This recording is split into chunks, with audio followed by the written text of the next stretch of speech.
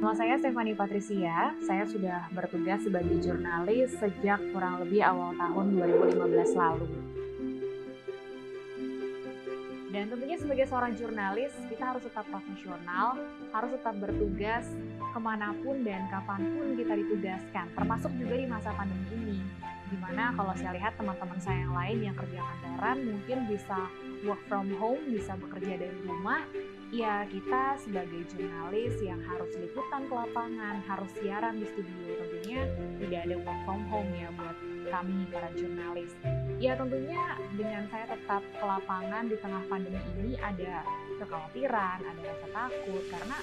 kita tetap harus liputan ke tempat-tempat ramai, ke pasar, ke mall, di mana kita tahu sekarang ada banyak juga yang disebut dengan orang tanpa gejala. Kita nggak pernah tahu apakah di lokasi kita liputan ini akan ada carrier yang kemudian bisa lebih khawatirnya ini bukan kepada saya sendiri, tapi juga kepada orang tua saya di rumah yang mungkin lebih rentan terkena COVID-19 ini.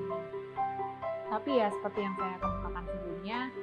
sebagai jurnalis tetap harus profesional, tetap harus menjalankan tugas, sehingga alternatifnya untuk saat ini sejak 2 bulan terakhir saya memang memilih untuk tidak tidur di rumah, memilih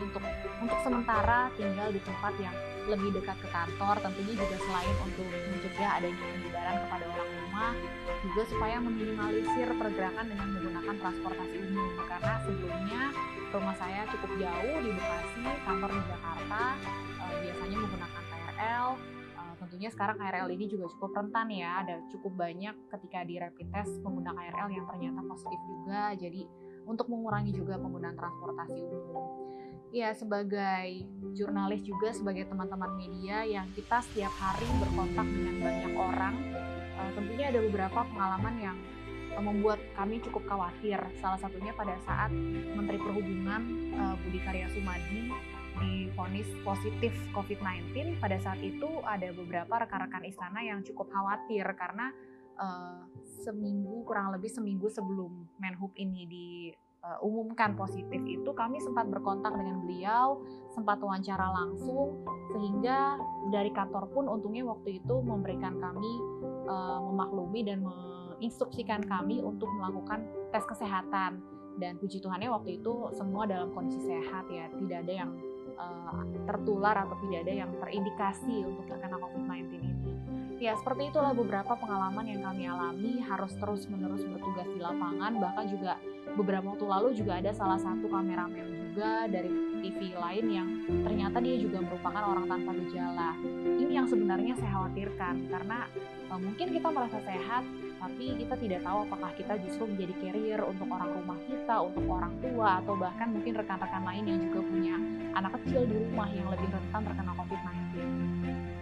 Ya, semoga harapan saya sih tentunya untuk rekan-rekan jurnalis lain tetap semangat, dan terutama juga saya berikan apresiasi tertinggi untuk tenaga medis juga ya, bukan cuma teman-teman jurnalis yang teman-teman tenaga medis yang harus bertugas menjadi garda terdepan untuk melawan COVID-19 ini. Dan di tengah masa new normal ini semoga masyarakat walaupun sudah ada pelonggaran-pelonggaran tapi bisa tetap menahan diri untuk tetap di rumah saja, untuk tetap tidak keluar rumah jika memang tidak ada keperluan yang mendesak.